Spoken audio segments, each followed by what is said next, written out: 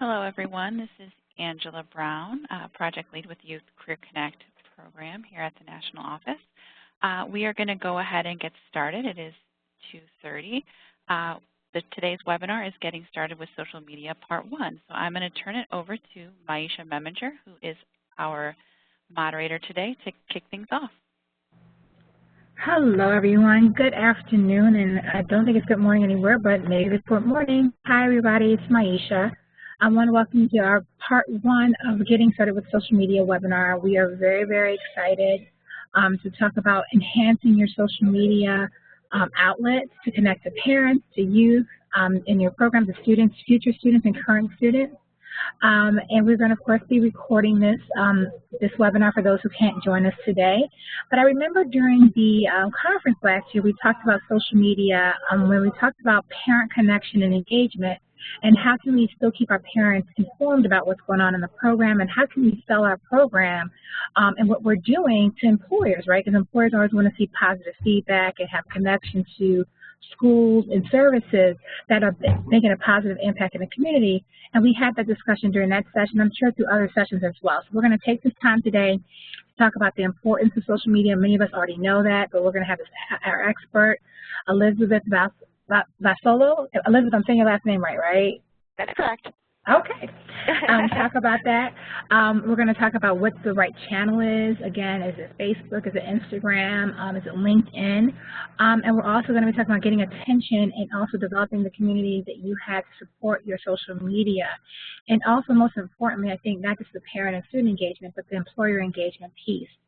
This is how we communicate nowadays through social media, through tweets, through hashtags, and how can we encourage our employers to make them happy that they're using our young people for work experiences and have them on board, externships for our teachers, make them look good, because anything that makes a business look good, they're happy to give more experiences, give more dollars, and give more support. So I'm here to learn as well. I'm a student today, so I'm going to be turning it over to Elizabeth, and she's going to tell us a little bit about herself and about social media and its impact and how we can make better spaces for ourselves in this environment. So Elizabeth, take it away. Aisha, I'm thrilled to be here. As she said, my name is Elizabeth Fasolo, and I am the Director of Marketing and Communications for the Women's Business Development Center here in Chicago. But I have, through the years, become kind of a social media expert. Way back when, like 8-9 years ago, I helped launch the social media for the Chicago Tribune, and then I went on to run my own business, and I've consulted for really big companies like Hitachi, AOL.com, Walter E. Smith Furniture, which is a big regional furniture store here in Illinois, and then also for dozens and dozens of small to mid-sized businesses. So I've spoken a lot about social media, and I'm thrilled to talk with you all today. A couple things before we get started. After our webinar, I am going to provide everybody with a resource guide to talk about and send you back to some of the links that I'm going to mention in this. So don't worry about taking all these notes. I want to make sure that you have everything at a glance after. And then I want to also encourage you to reach out to me if I'm not able to answer your question during our webinar today. I am more than happy to respond to any of your email requests or any of your Twitter requests if you want to tweet me. But please feel free to reach out, because I want you to be successful. And the nature of social media is it's just such a big topic, and we can't boil the ocean today. So my goal is to leave you with some tips and techniques that you can take away today and start implementing. And then if you'd like to have a longer conversation, I'm happy to chat with you and see if there's something specific that we need to troubleshoot together. And also, there will be time at the end of the webinar to ask questions as well. So without further ado, let's get started. So why do we do social media? I always like to start with some of these level-setting social media questions, because as I mentioned, it's such a big topic, right? So we always like to kind of get on the same page. So why do we do social media in general? Because there's 100 billion monthly users on social media networks. That's a lot, right? Like, what? That is a ton of people, and it's not going away. So we need to figure out how we can use it to make sense for our efforts. Now, with that said, it's important to understand what social media can and cannot do. So, 2 things to know about social media. It alone will not save your communication efforts. So if you think that just doing social media is going to solve all your problems and, get everybody involved and, all of a sudden you're going to have all this engagement, that's just not going to happen. But social media works really well when it's integrated into an overall communication strategy. So with the projects that you're working on, if you are doing emails, if you're doing any kind of in-person events, handing out flyers, anything that goes along to complement your communication strategies, that's where social media lives. Social media is just another place in the digital space that allows people to engage with you. So you never want to not do some of the other standard traditional communication methods. So that's really important to remember, because that's what really trips people up when they start doing social media. They're like, why isn't all this stuff happening? Because it's not going to, but it will when you integrate it into an overall strategy. And then the second thing to know is content, right? You have to have something to share. So you're only as good as your content. And we're going to talk a little bit about content as we go forward, because there's lots of ways to approach content. And I always say, think of what interests you. Think of what gets your attention, because that's what's going to get other people's attention. And a good rule of thumb is you can't bore people into paying attention, right? So you need to make sure that whenever you're framing something and whatever you're putting out there, you try to make it as engaging, as interesting as possible. Now, you don't have to get crazy and have bells and whistles, but it needs to have a creative flair to it, and it needs to get your message across to get people to pay attention. So, here are 3 things that's going to make your social media sing right away. So here's some nuggets that you can take away and implement to help start you on your path. So you want to connect with your community. So what that means is you want to make sure that you are following all of the tertiary groups within your initiative. So you want to make sure that you're following the businesses. You want to make sure you're following newspapers. You want to make sure you're following thought leaders. You want to make sure you're following the parents if they are on social media, and you can do that. You also want to make sure you're following each other and you're sharing each other's content. That's really important. Social media was built as a community, and it was there to be a friendly, interesting place to connect with each other. And I always say, remember, when social media started, when Facebook was created, it was meant to let people know about parties in college, right? So you don't get any more social than that. So if you keep that in the back of your mind, it's not good enough to just share your content. You need to spend time connecting and building your community. And sometimes when we look at and we talk about building your community, it's just as simple as making a list of all of the organizations that you think you should be connected with and going through and following them and connecting with them. So that is something very, very important, is connecting with your community. And the connecting with your community doesn't happen just once. You want to make sure it's an ongoing effort, that it's part of your strategy as well, and it's part of your daily social media activity. Now, the second thing that's really important to understand as social media gets bigger and bigger and bigger are hashtags. Hashtags were created. They're actually a main function of Twitter. Twitter is kind of the place that birthed the hashtag, if you will. Hashtags are really important because that's how we organize conversations or our events and connect with more people. So let's take Twitter as an example, and we'll dig a little bit more into each of the networks in just a few minutes. But Twitter is just this massive sea of people communicating. So how are you supposed to find anybody, right? So you want to use hashtags and search for hashtags that might make sense for what you're trying to communicate. And then also, you can create your own hashtags that you want people to use so they can follow your conversation. So what happens is if you include hashtags that are either both general hashtags or hashtags that are specific to your initiative, your event, your organization, that allows people to keep your information in a concise way in their social media networks. So they're able to follow along the conversation and they're able to contribute to the conversation. Now, with hashtags, you might be thinking, Elizabeth, where do I find hashtags? I don't even know where to start, right? And how do I find the hashtags that are meaningful to me? Because that's always a question as well. In the resource guide I'm going to provide you, I'm going to give you a couple places that you can search for meaningful hashtags, and you can start tracking them, and you can see what other people are using for hashtags and see if they apply toward your communication goals. And then, of course, you can also create your own, which is totally fine. You'll just want to do a quick search to make sure nobody else is using it, and to make sure if somebody else is using it, that it doesn't have any inflammatory information to it, because sometimes acronyms might mean something one way to us for an event, but they might mean something in the digital universe to someone else.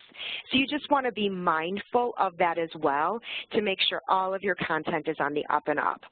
And then another great way to kind of glean some hashtag information is to either talk to your stakeholders in your group, whether it's parents, students, employers, ask them what they use, ask them what hashtags they like to follow, and see if it makes sense to include that.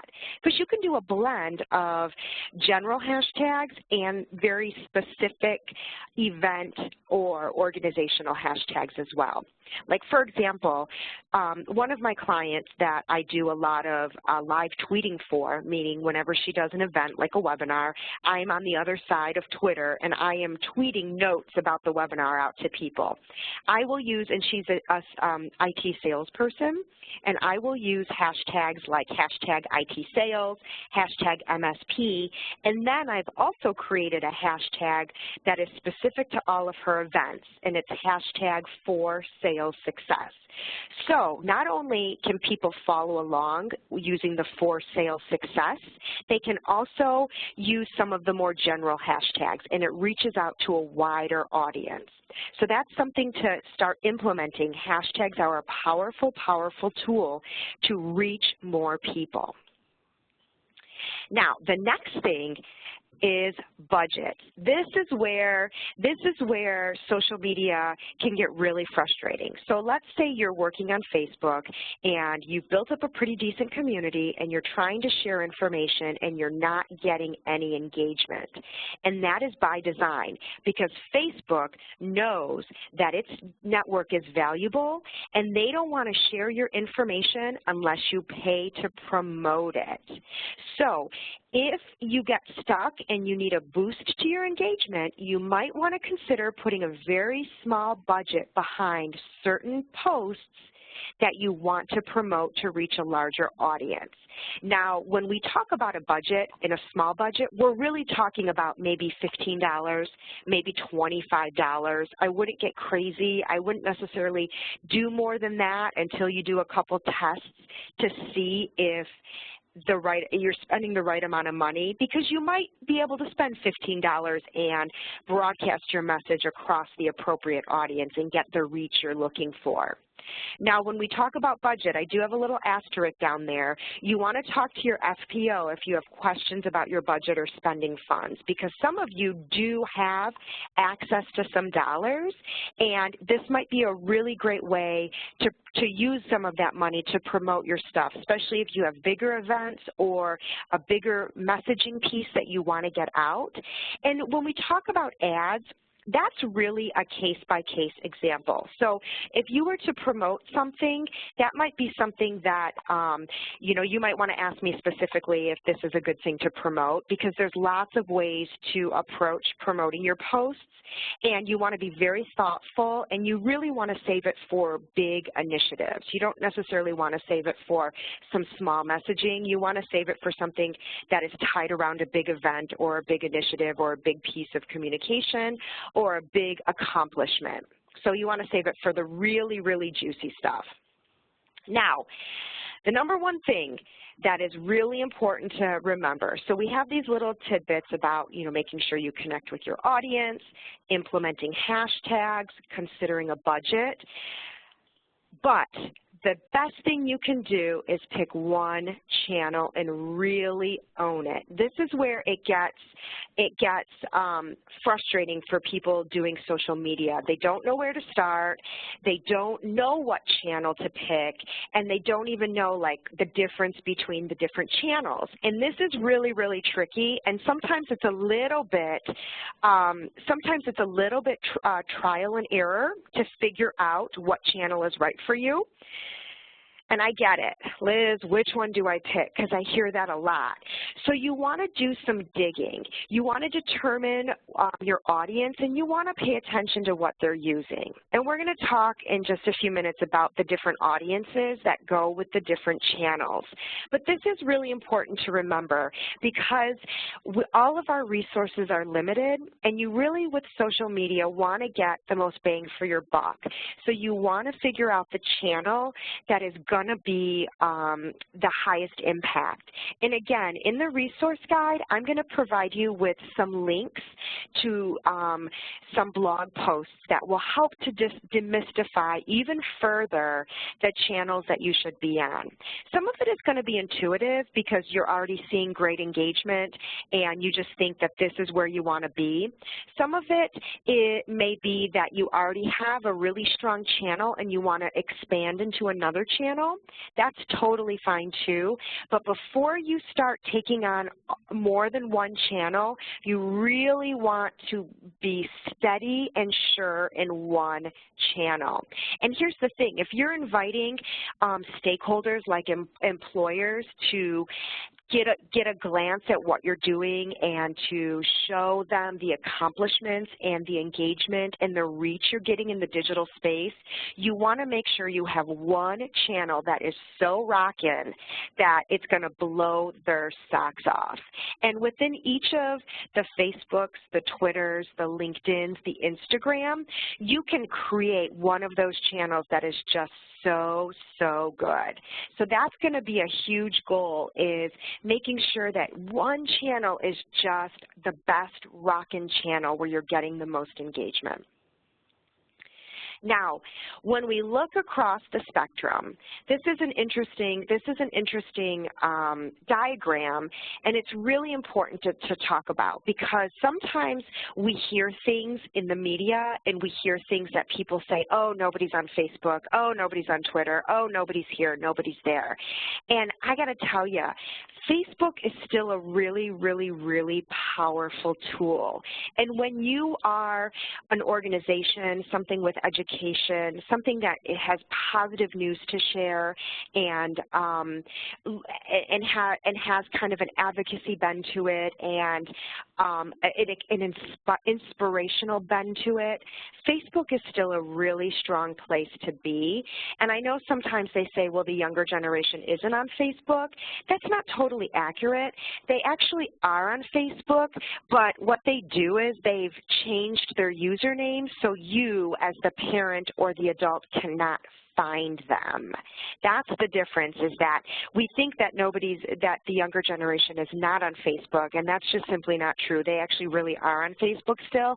They just don't want you to know they're on Facebook because you're on Facebook, right? And we're super lame, and they don't want you to see what's going on. But Facebook is still a really, really strong tool. And then Twitter is a very strong tool, but you definitely need more time to it. Instagram is a great tool behind it because of its visual impact. And then, of course, LinkedIn has very specific uses when we look at reaching a professional community. Now, I'm going to talk a little bit about frequency as well as we look at the individual channels. And I'm also going to put a frequency information on the guide that I'm going to provide you as well, because frequency is a really important piece to understand how you want to boost your engagement. So let's jump to Facebook, where it all started. So one of the great things about Facebook has had a lot of different, quite an evolution from when it started way back when. So Facebook used to be really an open network where you could connect with anybody, anybody could see your feed if you were friends, and it was just a flood of information. And Facebook got really wise to that because they're a very powerful tool. They've been spending years collecting data on us. And that's just, you know, when we talk about big data, that's exactly what it is. And it's always kind of like Big Brother-ish, and it freaks people out, but that's the world we live in now, right? Anytime you put something out on email, to a website, to social media, somebody is scraping that information to sell it to someone else, and that's just kind of the way it goes.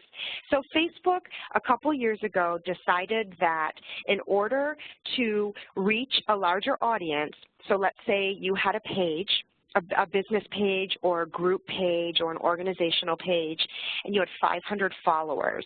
A couple years ago, Facebook said, look, at any given time, if you post something, only 2% of those people are going to see it unless you pay to promote it. So that's where the budgetary aspect comes in with Facebook, that once you do pay to promote something, you get incredible reach with it, meaning it gets shot out to other people. But until you integrate a budget into Facebook, it becomes very difficult to get that engagement. So that's another reason why I mentioned the budget. So you want to just keep that in the back of your mind. Now, here is a really good example of a group page, and I like group pages for what you're doing because people have to join them, and it's really a captive audience, and that's something where when you do your initiatives, you can encourage people to join the group page. You can include it in your email interaction. You can include it in all of your communication outside the digital space. And this is a great place to invite parents to have a group page like this because they're still on Facebook. Definitely parents are still on Facebook. So if you are looking to reach parents, the group pages on Facebook are a really, really strong place to do it. And then also, whoever starts your page, you can determine who the admins are. So anything that gets posted will have to go through a moderator first to have it approved.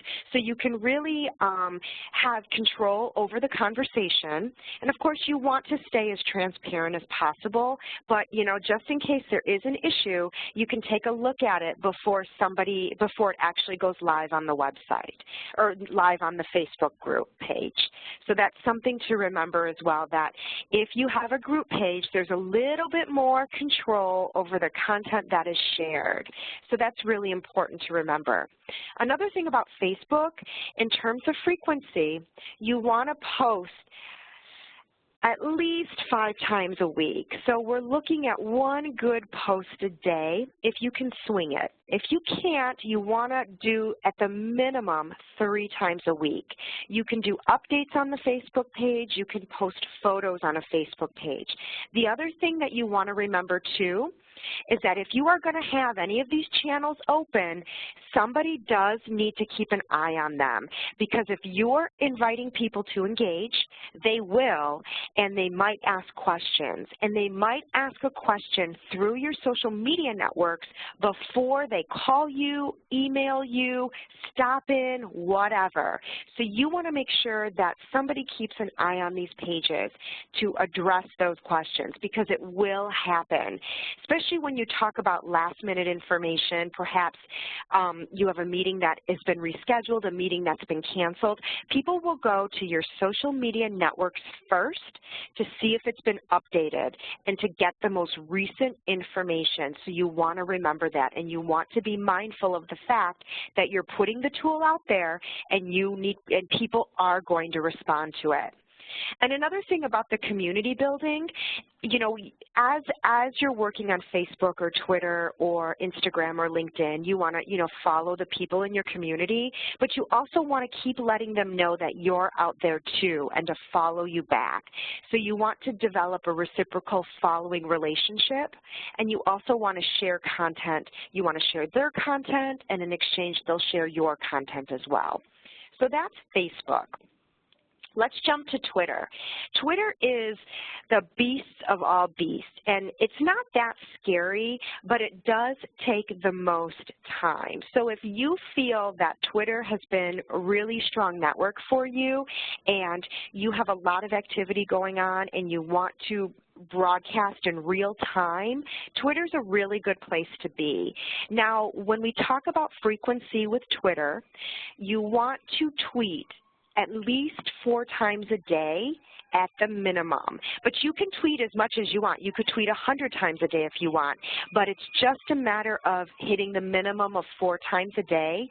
And if you're out on Twitter, people will respond to you and tweet you back, and maybe ask questions, maybe ask you to share something. So you have to keep your eye on Twitter as well. The example here, this is a really good example from the College of DuPage, right? So this woman, she is she's following the College of DuPage, and she is participating in their weather balloon launch that they were doing there.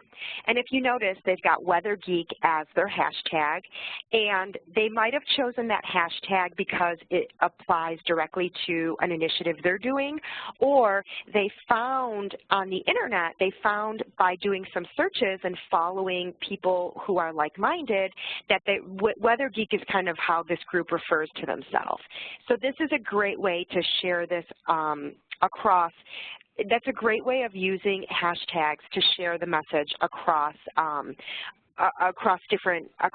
different audiences and different groups. And of course, a picture.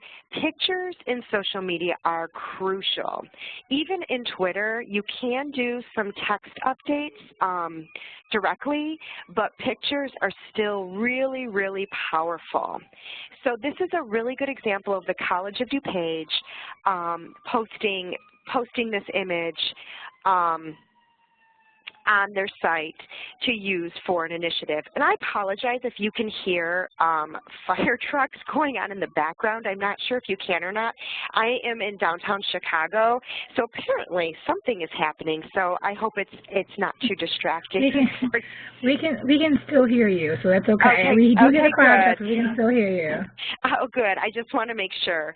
I saw a chat pop up about waivers for students, and that's a great question. And I would say, yeah, you're going to have to if you're dealing with students especially under the age of 18, because I know that some parents are very sensitive to their kids' photos on the internet. So yeah, you definitely want to be mindful of permissions when you're going to share stuff on social media and even on websites and just in general in the digital space. When I used to work for the Chicago Tribune, I was a writer as well, and so I would go cover events, and especially when we were dealing with schools, we always had lists of students we could not photograph and that we could not use. So you want to definitely be mindful of that. So that's a great question. Now here's Twitter. Again, just a reminder, frequency, minimum 4 times a day. Maximum, you can do as much as you want. You can tweet until the day is long. You can also repeat content on Twitter. You can say the same thing more than once. Because of the rapid way the feeds move, you can share the information. You're using it as a way to broadcast. So, you know, when we send out messages or we think about messages in general, you know, you need to hear something a few times or see something a few times before you act on it or it resonates with you. So you want to use that, keep that in the back of your mind with Twitter as well. And again, whatever network you're using, you want to really, really own it and really make it awesome, because if you're inviting stakeholders to view it or even to participate, you want to make sure it's really good, right? You want to impress them. So just keep that in mind, how you make this really juicy and engaging and full of information. Now the next example is Instagram. So when we talk about younger folks, Instagram is definitely a popular place for them to be. Now, Instagram is all photo sharing and hashtags. And it's interesting because hashtags with Instagram, you want to use anywhere from 9 to 11 different hashtags to share your information. Isn't that crazy? 9 to 11 different hashtags. Instagram's really good about, if you start typing in hashtags, they'll prompt you on what the most popular hashtags are.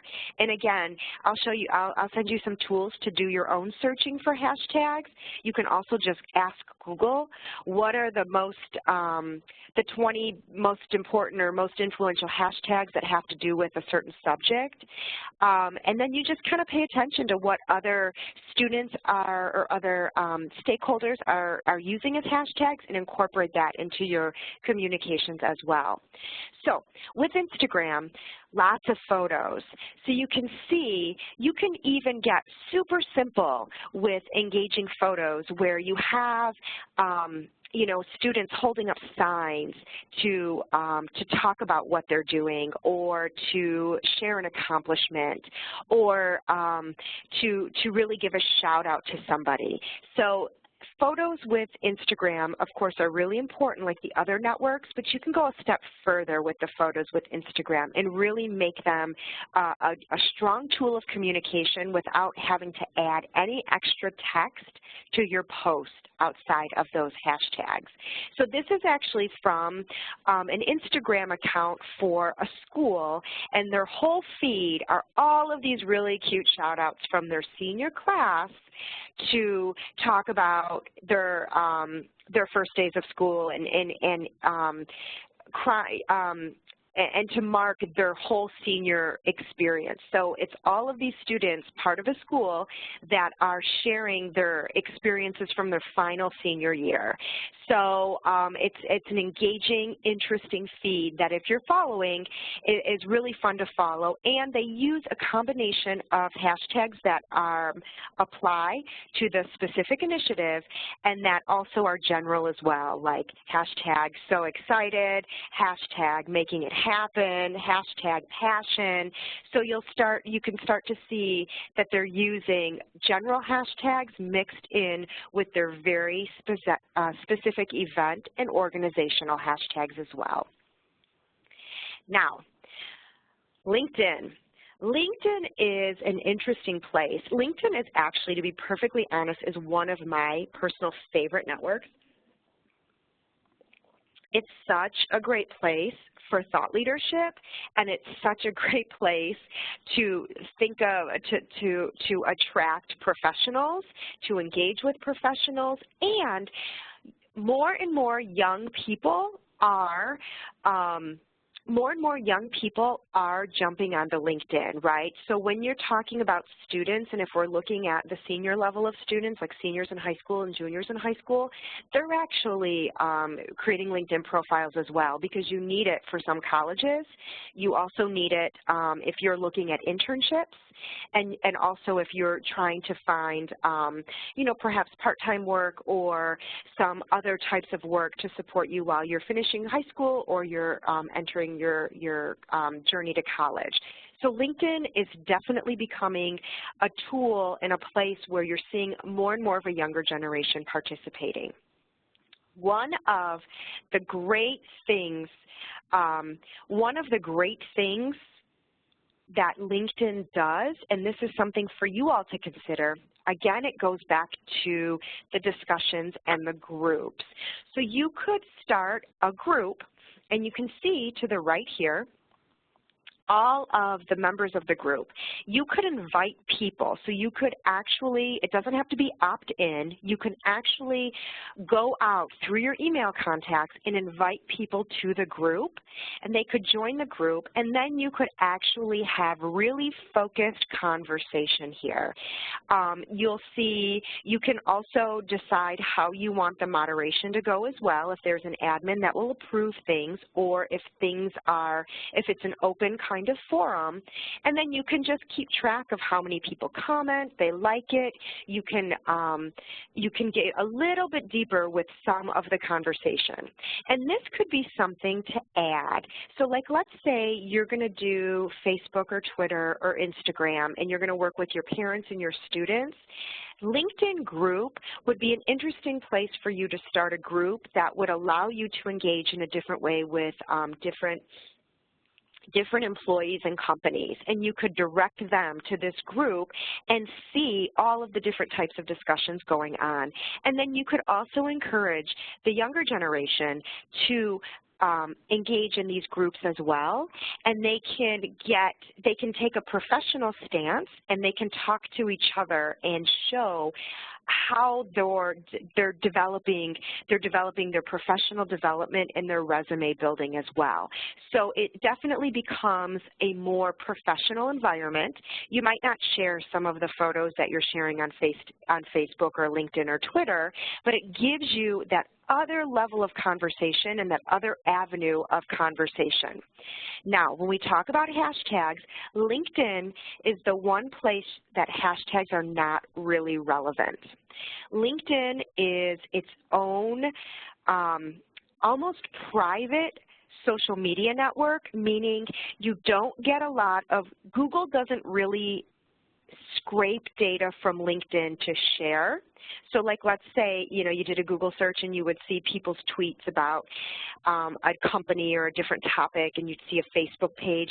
You're not going to get that from LinkedIn. LinkedIn is very private with their information in terms of letting the Google universe pull the information, because it's so valuable and they're wanting to maintain it as a professional network.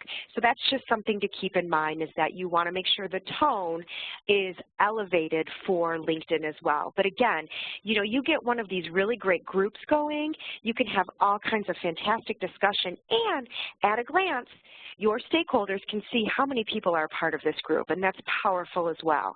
And this could be a way that you also engage with other groups that, you know, you're trying to share information, or you're trying to help each other and promote each other, and just, you know, develop a resource for each other as well.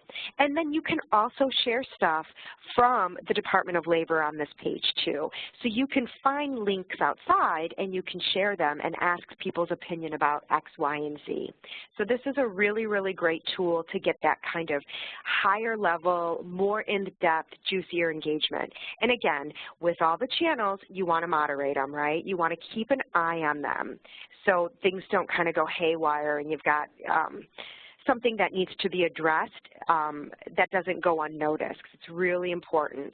The other thing is, with the LinkedIn is, you can have, there's not really a restriction in terms of the lengths of your comments. So Facebook has a restriction in terms of how much you can comment. Twitter, of course, is 140 characters. LinkedIn, you can't really, Instagram, you can't really comment too fully, but LinkedIn, you can really actually get into in-depth conversations.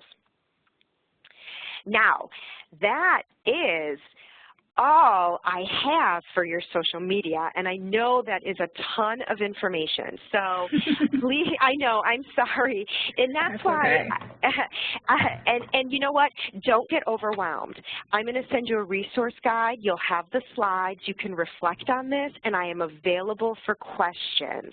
But I feel that it's so hard to parse down how much information is out there, but even if you take one nugget away, that is going to really, really help your efforts. So don't feel overwhelmed.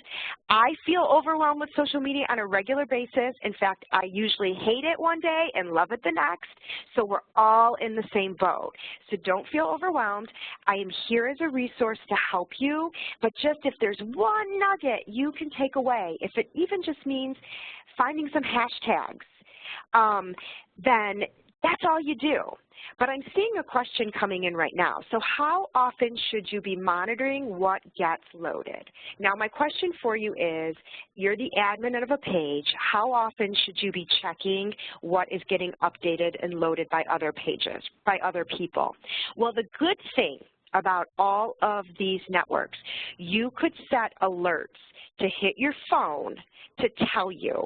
So you don't have to actually be sitting on Facebook for hours and hours and hours a day.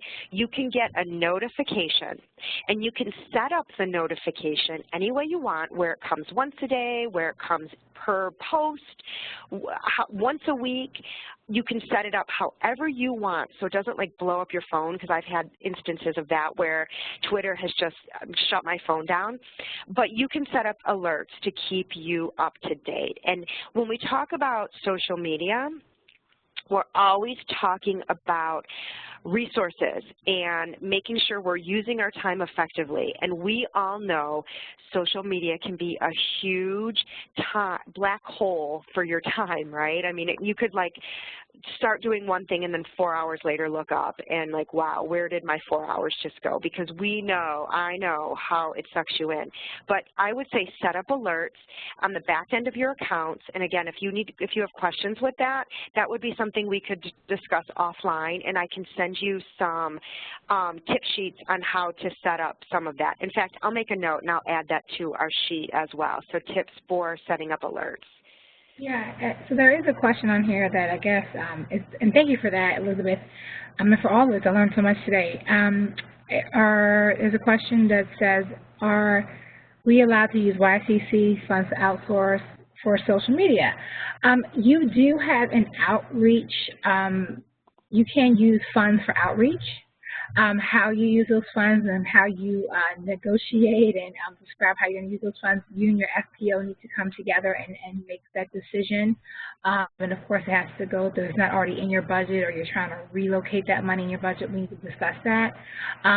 Another fun way that you can also utilize some of your students is have them be some of your social media experts and do some postings for you for those students who may be into the IT field or into that type of level of communication skills that they want to do this. This is a great opportunity for young people to be engaged in this process, and they're more likely to be able to tweet and to maybe get those approved before they post them, or you post them before they send them to you via email or pictures of what they're doing.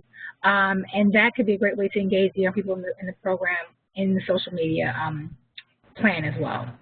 And that's a great way to look at it. We always talk about amplification strategies, and what you described is exactly that. It's an amplification strategy, ways that you can get more people involved to share, and that's crucial. And if you want to decide who some of your ambassadors are and give them access and let them be the stewards of social media and encourage people to share, you know, they can encourage their groups to share as well, that's going to spread your message further. So that's a really, really excellent point.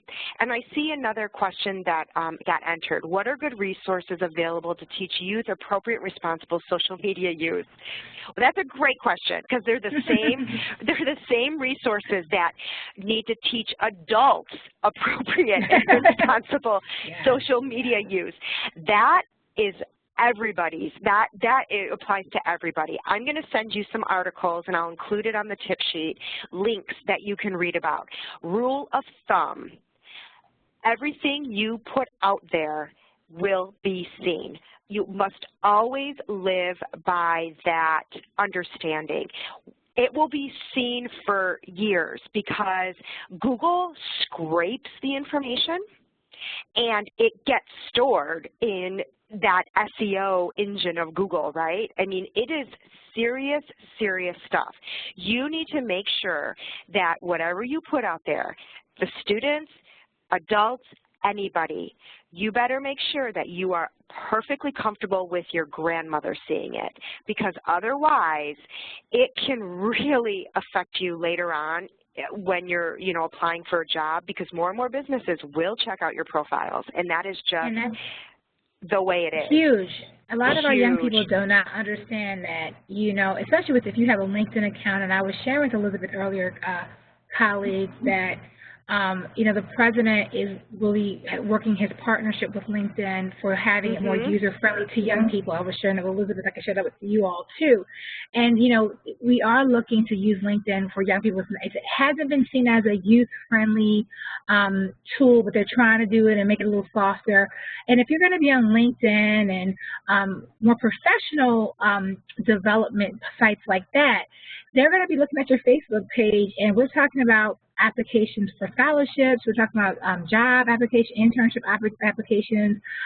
We just explained to a group of young people here a couple of weeks ago who are the president's mentees. We said, you represent the president. You cannot just put anything on your Facebook page. Like if it makes the president, if it makes you look bad, it's going to make the president look bad, and we don't want the president to look bad. So a lot of our young people, if they're ambassadors, Elizabeth used a great term. You said ambassadors. If you are elevating some of these young people to help you be media ambassadors or social media ambassadors, these are things that you want them to know, that whatever you post on your personal page, it's reflected on our businesses. And if you're connected to our site, the businesses can see this as well. And we don't want them to see something that's not positive and favorable, Right. So Absolutely. That's very important. It is crucial, and even if you set up privacy functions on your social media networks, it doesn't matter. People can still see it. Google owns the internet. Google finds a way, right? That's why you see when we talked about Facebook and they say kids aren't on it anymore, that's why they come up with new names for Facebook so they can share it and you don't find it. And they come up with kind of like names you would never find, right? So they create almost these aliases, but it's just really, really important to be mindful of this. And also encourage the students when they use these networks. This is really important as well. Make sure they are using complete sentences. Make sure they are not using text shorthand. Text shorthand, yeah. And I tell you that I say this too because I deal with hiring interns, and we're talking about freshmen in college, and I am always surprised. You can do it with your friends. That's cool. I do the same thing. I mean, I only speak in Bitmoji to my friends. It's just pictures back and forth. But when you're dealing with being an ambassador, putting your best foot forward, please encourage them to make sure that they don't have to use big fancy words. It's not about that. It's about complete sentences and clear language, and no text language in these pieces. So that's really, really important. What else? What other questions? Come on, give me more questions. More questions. Come on, you guys. I know you guys got questions. Maybe not. Is anybody typing? Oh, thank you so much. Oh, you're welcome. You're welcome. And you know what, again, this might be something, this was a lot of information, and you might need to chew on it a little bit, and you can shoot me an email and say, Elizabeth, here's something that just happened. How do I deal with it? And I'm more than happy.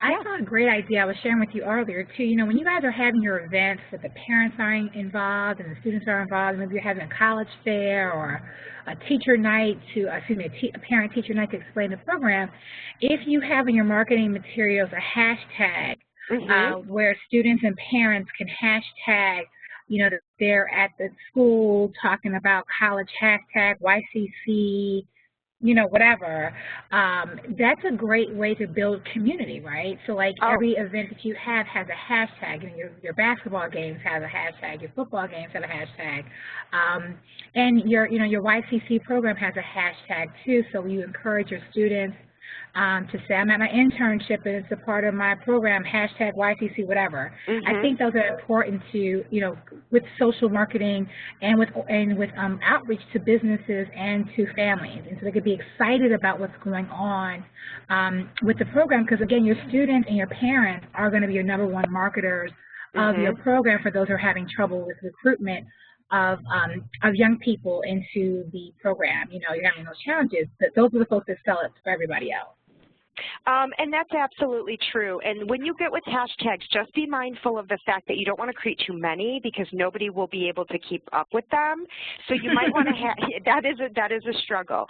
So you want to make sure that you have something that you can use a lot, that people can follow a lot, that isn't necessarily specific to one smaller event. Like, for example, when we do stuff with conferences, like big conventions, you always see a lot of hashtag use with conventions, and it's a great use for it. But those are really, really big events, and they kind of live in that one time. Some things that, so to be really specific like that is cool, but if you're doing stuff year-round, you want something that is a little bit more general. The other thing that you can do, too, you could whip up a really quick postcard that's got the hashtag on it that you can share. Or if you start to do events and you want to have some fun, you could make T-shirts with the hashtag on the back of it. We've done that for lots of different initiatives, and that really gets the conversation going, and it just reminds people to keep using that.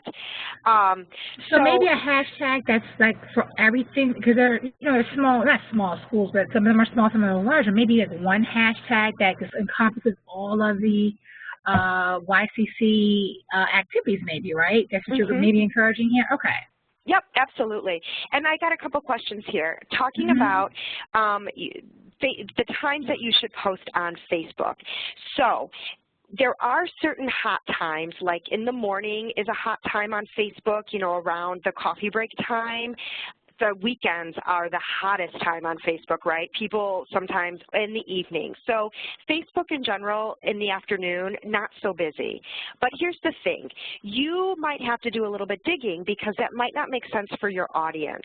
If you've got parents and maybe you have a large stay-at-home constituency, or depending on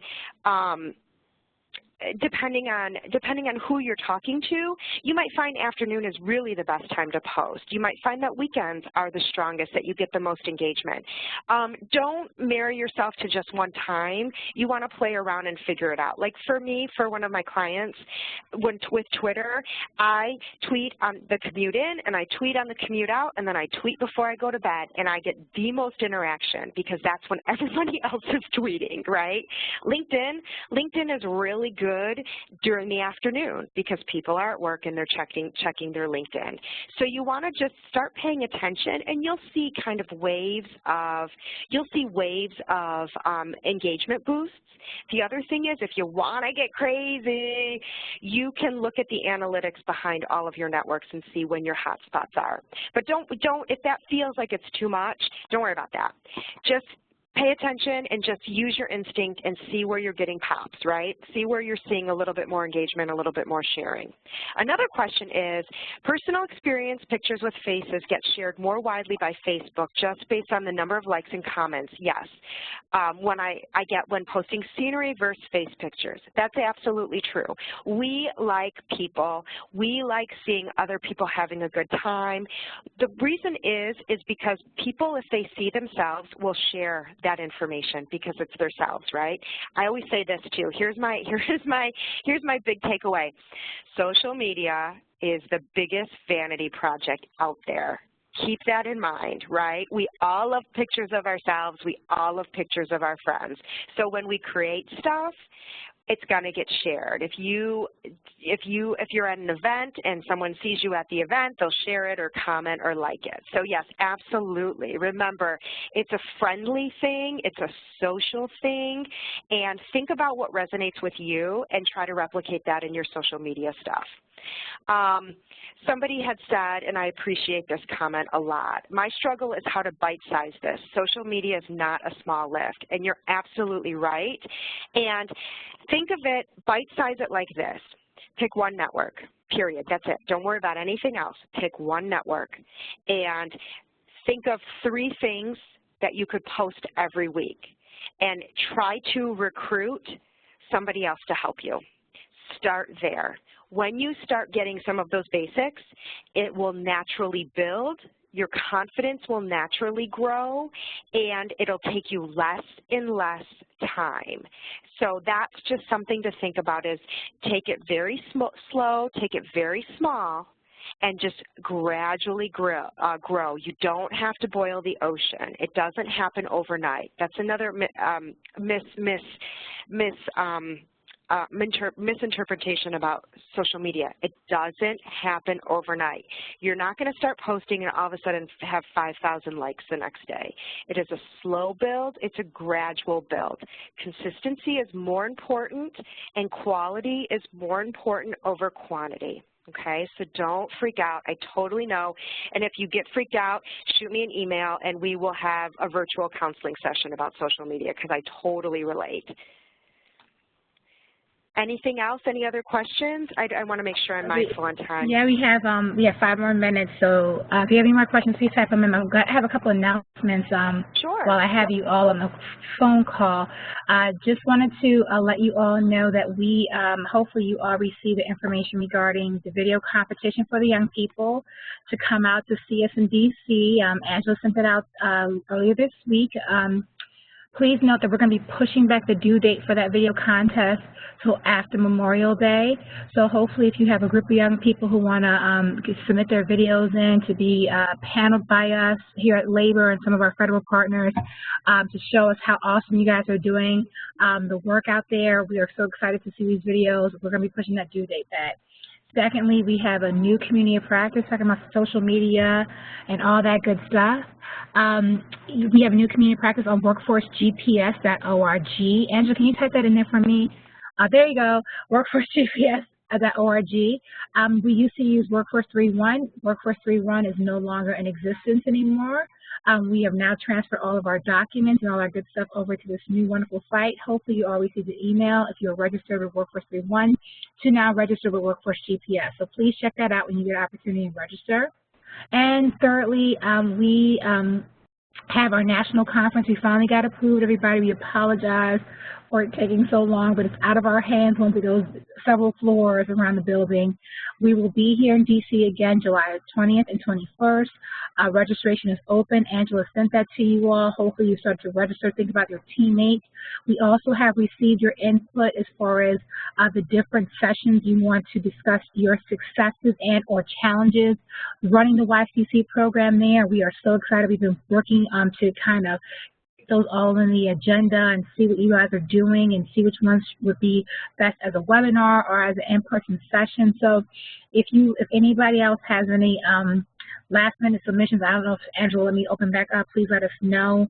But you know, one thing that we were talking about in our team meeting on Monday, for those who are still on the call, is if anybody wants to discuss or share their YCC classroom structure.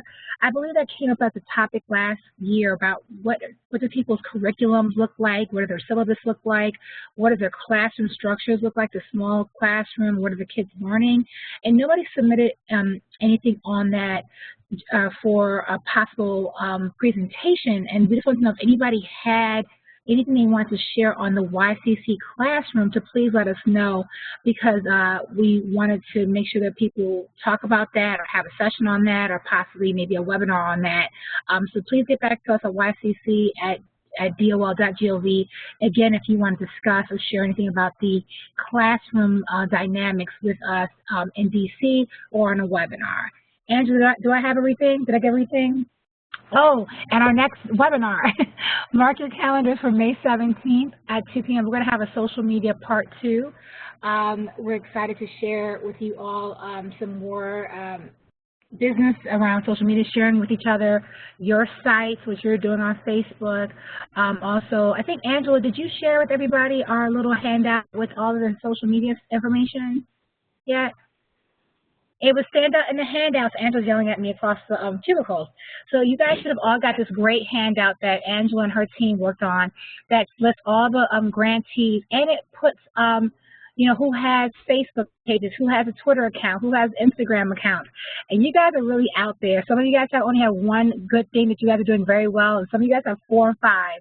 So hopefully you're using that, and those are all hyperlinks. It's the awesome thing about that handout that Angela worked on is you can hyperlink to your colleagues' Facebook pages, and please make sure that you guys make friends and like and join communities of other YCC grantees, right? So not just make it about yourself and your small communities there or your cities there. Make sure that you make this a global opportunity. So please, by all means, when you have an opportunity to get down to your Facebook pages, start liking your colleagues, your YCC colleagues' Facebook pages and Instagram pages and Twitter accounts as well, so we can build that community kind of more globally. Angela, I didn't miss anything, did I? Okay. So, Elizabeth, how about you? You got anything last minute things to say? No, just, dig in, do it. Don't worry, don't freak out. Enjoy yourself, have fun, and have fun with it. And that is the main thing, because it's supposed to be social. So keep that in mind, and you'll do really, really well. Yes, everybody, I'm on camera just to say hi. I'm using some of my tools, right? Yep. So if no other questions, hopefully, Elizabeth, thank you so much for your time. I learned so much today. I truly appreciate your expertise. I look forward to seeing everybody's Facebook pages and or maybe increase or improve. And looking forward to seeing you guys all in July and talking to you guys all in May and seeing those student videos. We can't wait. We're so excited here at Labor. So take care, everybody, and we will see you guys and talk to you guys soon. Thank you, everybody. Bye-bye.